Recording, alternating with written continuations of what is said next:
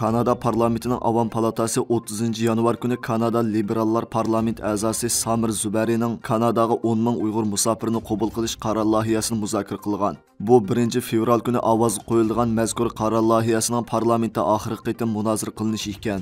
Yig'inda Kanada Liberallar partiyasidan bo'lgan parlament a'zosi Samir Zubari so'z qilib, har qaysi partiyalardan bo'lgan parlament a'zolarini va hukumatni bu qaror loyihasini qo'llab ovoz berishga, hukumatni chet ellarda sarson bo'lib yurgan 10 ming Uyg'ur musofirini tezroq Kanadaga elib kelishga chaqirgan.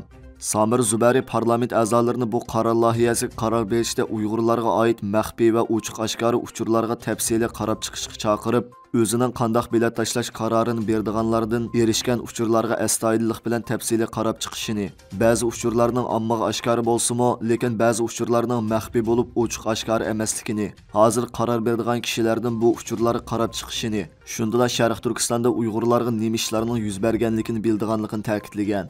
U yana navbatda Uyg'urlarning yer yuzidan yo'q bo'lish izdirobini chekayotgan bo'lib, necha million odamning jazo lagerlari qamalganligini, majburiy emgak silinayotganligini, oilalar paramparcha qilinib, 100 minglagan Uyg'ur farzandining ota-onasidan majburiy ayirib o'tilganligini, ayollar bo'lsa majburiy tug'mas qilinganligini, shundaqla yana tilga ilinmagan nurg'un jinoiy qilmishlarga uchirganligini, buning o'zida qonuniy jihatdan irqiy qirg'inchilikka kirdiganligini bildirib, Kanadaning Janubiy Afrikadagi irqiy ayrimchilikka xotim berishda rahbarlik rolini o'ynaganligi, Uyg'urlar masalasida yana bir qatim rahbarlik rolini o'ynash kerakligini ta'kidlab, palatadagi har bir parlament a'zosi o'rnining qandoq bo'lishidan qat'iy nazar bu qaror loyihasiga ovoz berishda maqsadi aniq bo'lishi kerakligini ko'rsatgan. Kanadadagi kishilik huquq tashkilotlarining aytishicha, bu qaror loyihasining 1 fevral parlamentda mutlaq ko'p ovozda ma'qullanishi mumkinchiligi yuqori ekan. Shuning bilan bir vaqtda 30 yanvar kuni Dunyo Uyg'ur qurultiyining raisi Dolqun esa Kanadadagi Uyg'ur haqlarini himoya qilish qurilishining mas'uli Mehmet To'xti, Uyg'ur kishilik huquq qurilishining raisi Ömer Qanat qatorliqlar, Kanada bosh ministri Justin Trudeau, Kanada qatnash ministri Ömer Algabra va parlament a'zosi Samir Zubari qatorliqlar bilan ko'rishgan. Uyg'ur kishilik huquq qurilishining bildirishicha, Germaniya va Amerikadan Kanadaga borgan hay'at guruhi Kanada hukumat va parlament hay'atlari bilan ko'rishib, fevral oyida parlamentda ovoz qo'yilgan Uyg'ur ko'chmanlarini qabul qilish loyihasini ma'qullashga da'vat qilgan. Shundaqla Kanada parlament a'zolari Uyg'ur musofirlarini qabul qilishni tezlatishga chaqirgan.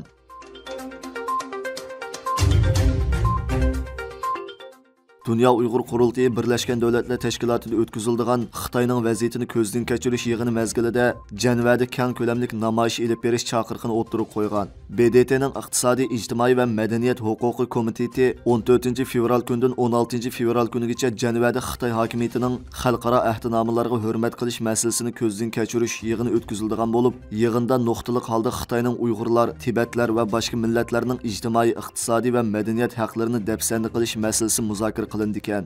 Xitoy hokimiyatini so'roqqa tortadigan bu yig'inga Xitoy tarafdan Uyg'ur, Tibet va Xitoylardan tarkib topgan bir vakillar o'miki kelib qatnashidi ekan. Dunyo Uyg'ur qurultiyi raisi Dolqun esa 26 yanvar ijtimoiy taratqularda bu xususda chaqiriq e'lon qilib, BDTda Xitoyning vaziyatini ko'zdan ko'chirish yig'ini o'tkazilayotgan 15 fevral kuni muhojiratga Uyg'urlarning Janvaga yig'ilib zo'r ko'lamda namoyish o'tkazishini tashabbus qilgan.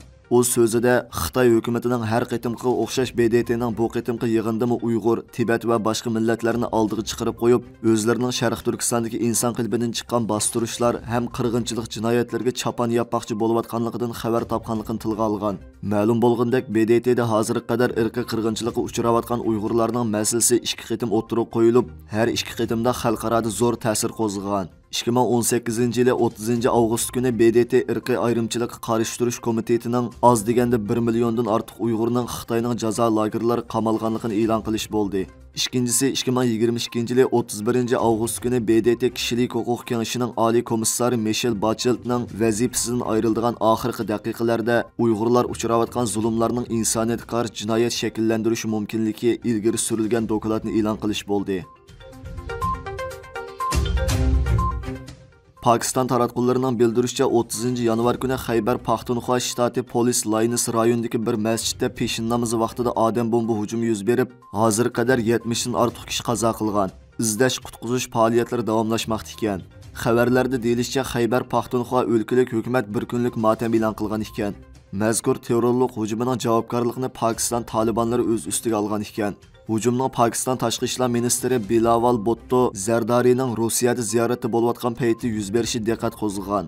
Yaqindan buyon terrorlik hujumlarini ko'paytirayotgan Pokiston Talibanlari o'tgan yili 28 noyabr kuni ommaviy o'rtoqlashish tor betidagi sahifasida bayonot e'lon qilib, 10 may kuni Islomobod hukumati bilan hosil qilingan urush to'xtatish kelishimi muddatining oxirlashganligini uqtirgan hamda a'zolariga Pokiston miqyosida davlat xavfsizlik kuchlariga hujum qilish to'g'riliq yo'l yo'riq tushirgan ekan. Pokiston hukumati bo'lsa Pokiston Talibanlariga terrorlik tashkiloti deb qaraydi ekan.